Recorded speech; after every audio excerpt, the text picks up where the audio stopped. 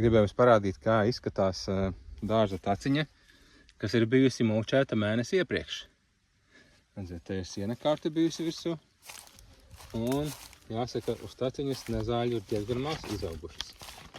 Tas, kas ir pārkarājies pāri, tas ir kaut kāds rukola, laikam Japāņu rukola, bet pati taciņa izskatās diezgan labi. Un var mierīgi staigāt, un viss ir kārtībā. Un tagad aiziesim, apstīsimies, kā izskatās taciņa, kas nebija samulčēta. Lūk, šādi izskatās taciņa, kas nebija samulčēta. Diezgan traki aizaugusi, un pie tam te apkārt ir lieli augi, kas radīja diezgan daudz ēnas. Tā ka lūk, kāda ir atšķirība, vai taciņu mulčēt vai nemulčēt.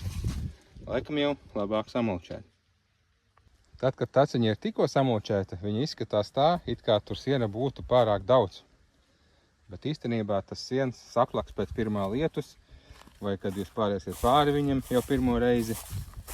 Tā ka šādi viņi izskatījās pirms mulčēšanas.